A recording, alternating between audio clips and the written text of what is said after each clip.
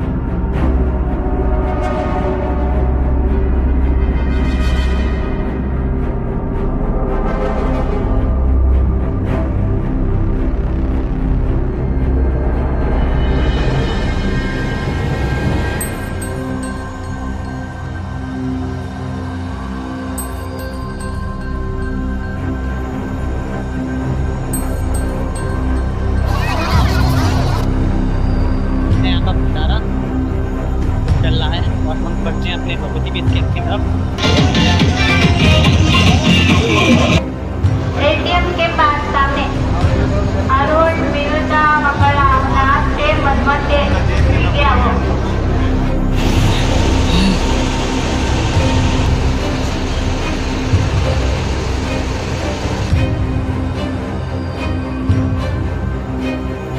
दोस्तों, कभी कभी किसी सफ़र की शुरुआत शोर से नहीं बल्कि खामोशी से होती है। रात के गहरे अंधेरे में हमारा कॉन्वॉय धीरे धीरे जम्मू को पीछे छोड़ते हुए पहाड़ों की तरफ बढ़ रहा था और कुछ ही देर बाद हमारी बस एक लंबी सुरंग के अंदर दाखिल हो गई।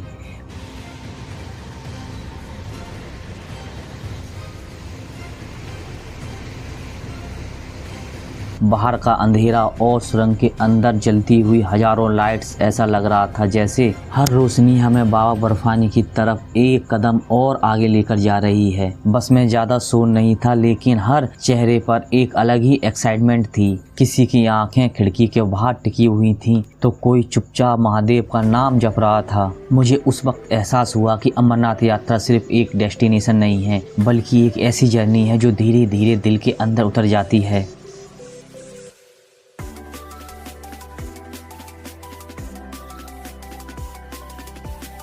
और जैसे जैसे हम सुरंग के अंत की तरफ बढ़ रहे थे, वैसे वैसे एक नई सुबह और एक नए सफ़र का एहसास और गहरा होता जा रहा था। लेकिन दोस्तों, सुरंग के बाहर जो नज़ारे हमारा इंतजार कर रहे थे, उन्होंने इस पूरी जर्नी को और भी यादगार बना दिया।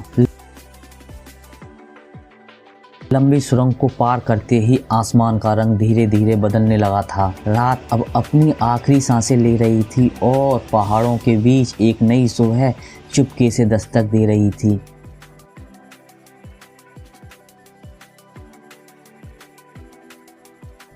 ठंडी हवा, खामोश वादियाँ और महादेव के दर्शन की बढ़ती हुई बेचैनी, सफ़र का हर पल अब और भी खास लगने लगा था। जैसे ही हमारा कॉन्वॉय रामबन के पास पहुंचा, वहां सुरक्षा के इंतजाम देखकर एक बात तो साफ समझ में आ गई। इस यात्रा में हर एक श्रद्धालु की सुरक्षा को सबसे पहले प्राथमिकता दी जाती है। हर मोड़ पर सुरक्षा बल तैनात थे, हर गाड़ी पर नज़र रखी जा रही थी और पूरा कॉन्वॉय पूरी सुरक्षा और सतर्कता के साथ आगे बढ़ रहा था। यही वजह है कि हर साल लाखों श्रद्धालु इतनी मुश्किल रास्ते के बावजूद पूरे भरोसे के साथ बाबा बर्फानी के दर्शन करने के लिए निकल पड़ते हैं। और इसी के साथ और अब हमारा सफ़र धीरे धीरे कश्मीर की हसीन वादियों की तरफ बढ़ रहा था। जैसे जैसे हम अपनी मंजिल के करीब पहुँच रहे थे, रास्ते में सुरक्षा और भी ज़्यादा मजबूत नज़र आने लगी। बस की खिड़की से बाहर देखते ही हर कुछ दूरी पर तैनात सुरक्षा बल नजर आ रहे थे। बुलेट प्रूफ व्हीकल, अलर्ट जवान और हर आने जाने वाली गाड़ी पर गहरी नज़र। उन्हें देखकर दिल में एक अलग ही एहसास आया। हम सिर्फ यात्रा पर नहीं बल्कि देश के उन वीर जवानों की सुरक्षा में सफ़र कर रहे हैं जो खुद हर पल हमारी हिफाजत के लिए तैनात हैं। दिल से सलाम है उन सभी जवानों को जो हर मौसम, हर चुनौती के बीच भी अपनी ड्यूटी निभा रहे हैं। और दोस्तों, कुछ ही देर बाद वो पल भी आ गया जिसका हम कब से इंतजार कर रहे थे। आखिरकार हम अमरनाथ यात्रा के बेस रूट पहलगाम की सीमा में प्रवेश कर चुके थे। पहाड़ों की ठंडी हवा, हरी भरी वादियाँ और हर तरफ हर हर महादेव की गूंज। सफ़र अब और भी खूबसूरत होने वाला था, क्योंकि असली कहानी तो अब शुरू होने जा रही थी। जैसे जैसे हमारा कॉन्वॉय आगे बढ़ रहा था, वैसे वैसे सफ़र ने अपना असली रंग दिखाना शुरू कर दिया। खिड़की के बाहर जो नज़ारे थे, उन्हें शब्दों में बयां नहीं किया जा सकता।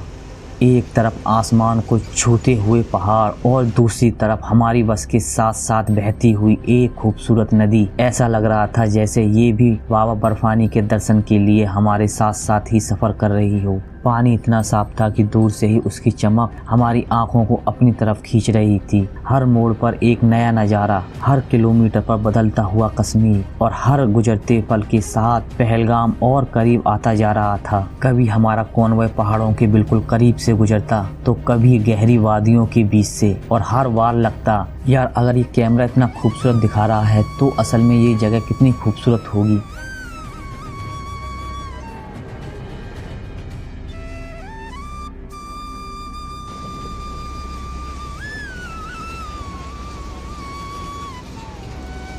सफ़र की सबसे खूबसूरत बात ये होती है मंजिल से पहले मिलने वाले ये लम्हे, क्योंकि ये दोबारा कभी वापस नहीं आते। उस वक्त बस में कोई ज़्यादा बातें नहीं कर रहा था, सब बस खिड़की के बाहर देख रहे थे, जैसे हर कोई अपनी आंखों में कश्मीर को हमेशा के लिए कैद कर लेना चाहता हो।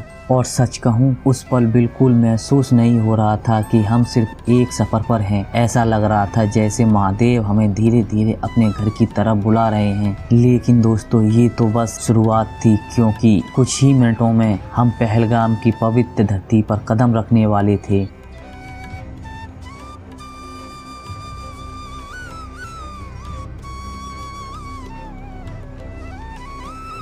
और दोस्तों, आखिरकार कई घंटों के यादगार सफ़र के बाद हम पहुंच चुके थे पहलगाम बेस कैंप। ये वही जगह है जहां से लाखों श्रद्धालुओं के सपने हकीकत में बदलना शुरू होते हैं।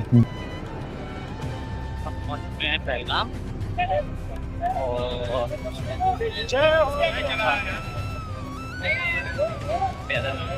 और आगे बढ़ना है बेस कैंप के लिए।